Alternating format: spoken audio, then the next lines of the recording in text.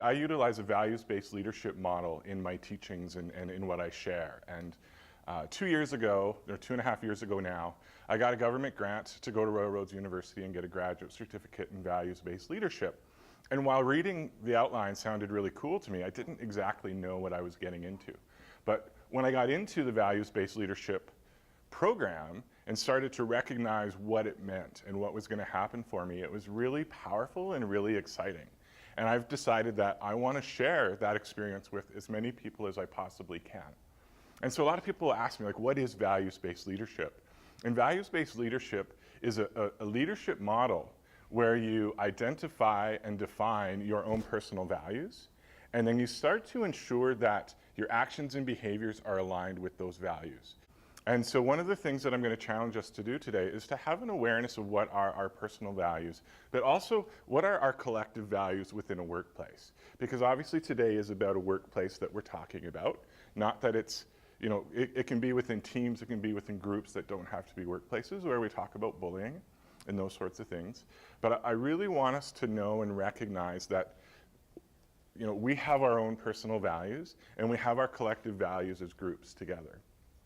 And so one of the questions then is going to be, well, what are values, right? So does anyone have, how would you define values? Anyone? Our belief system. Our belief system, yeah, for sure. The rules we live by? The rules we live by, for sure. I heard someone here. You just said what's important. What's important to you? Absolutely. Yeah, anyone else? Guiding principles? Your guiding principles, yeah, absolutely. Right? Values are your deeply held beliefs that bring action and meaning to the things that you do every day. It's important to know that your values can evolve. Your values will change over time, and that things that were important to you in your 20s might not be as important to you in your 30s. But it's also important to know that what was important to you today may not be tomorrow. That your values can change based on circumstances or things that are happening around you. I want to discuss the impact leadership has on an organization's culture.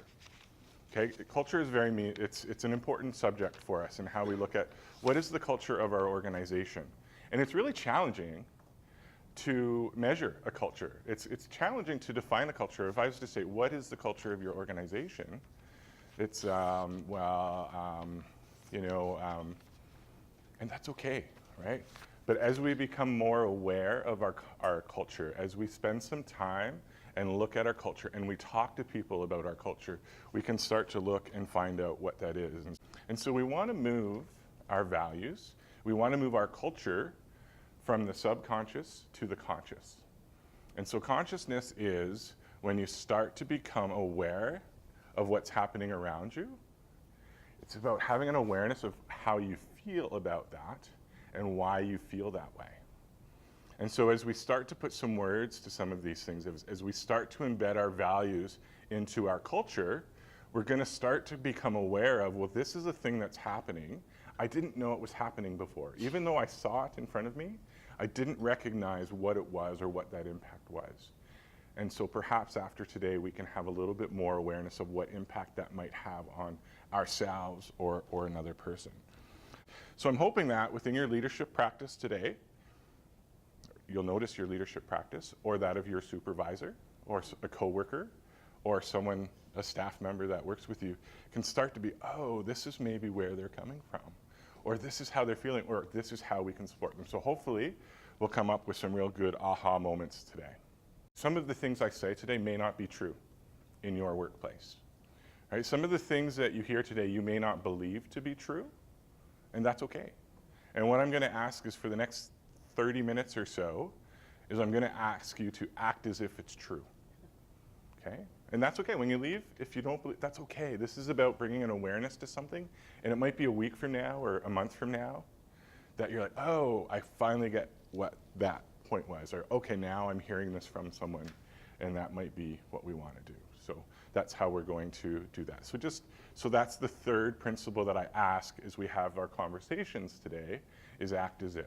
So an attitude of gratitude first.